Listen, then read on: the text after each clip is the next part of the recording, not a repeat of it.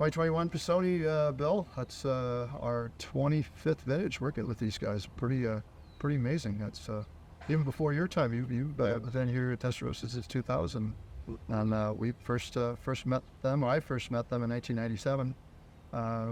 Got a long story, but ended up at Gary Pisoni's house. They're a farming family, dates back to 1952. Gary's house is between 20 acres of asparagus and 15 acres of romaine lettuce, and kind of this traditional farmhouse. I thought, well, doesn't seem like a fancy Pinot Noir grower's house, but their family dates back 70 years now, more. And we met Gary, drove out to his vineyard, and oh my gosh, it looked like the Palace of Versailles. It was just immaculate. Just never seen a more maintained vineyard. And then now you're working with Mark Pisoni, the third generation of the family. What's it like working with Mark?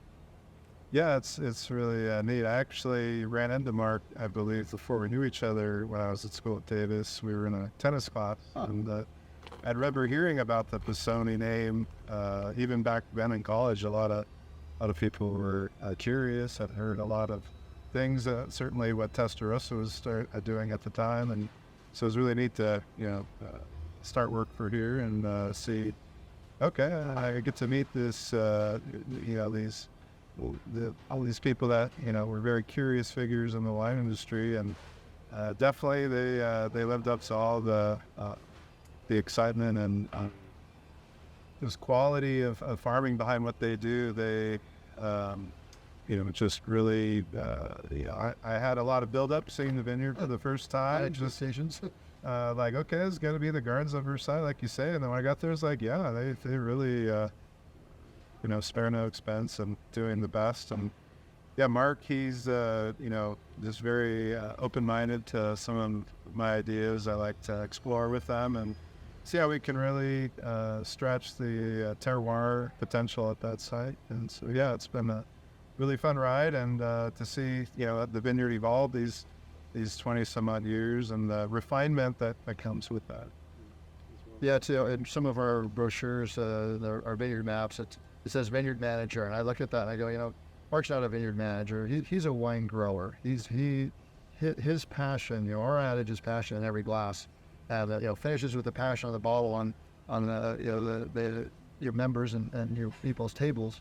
But boy, that starts with that passion of that grower. It's quality never gets better than from when those grapes are picked, and they're working with that family, and how they interact with their employees.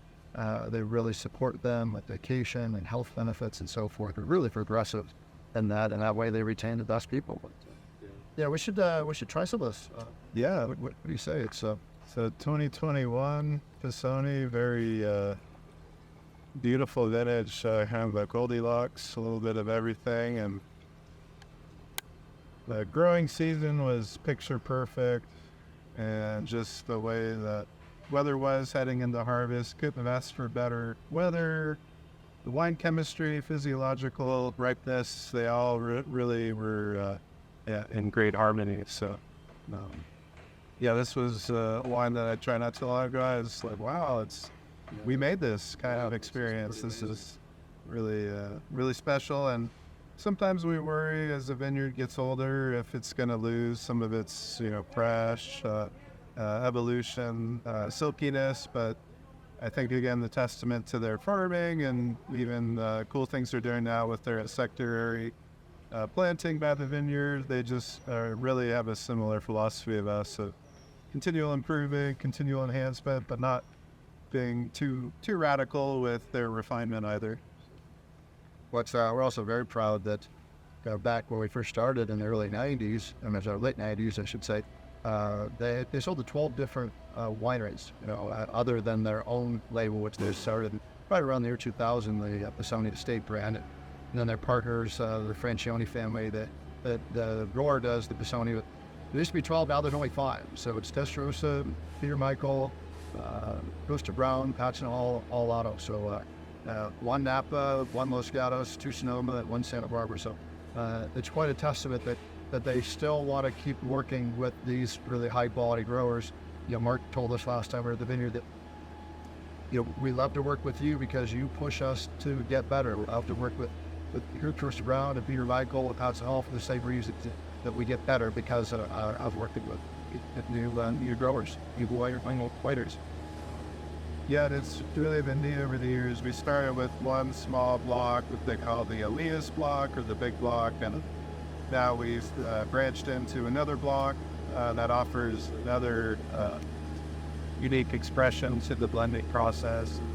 Over the years, we've gone through and done more surgical picks within our acreage, so we're farming separately, the low-lying areas separate from the hilltops, and so we're doing 3 different picks, which is a lot of work, but we're able to really refine each of the wines to make a better blend at the end when we blend those out together. But and then here in the background is we're working wineries. So there's always something going on. So just for progress. Sometimes this noise.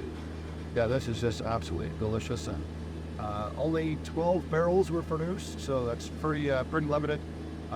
So we're very excited. We continuing that 25-year legacy for working with the Pisonis for another 25 years. Cheers. Here.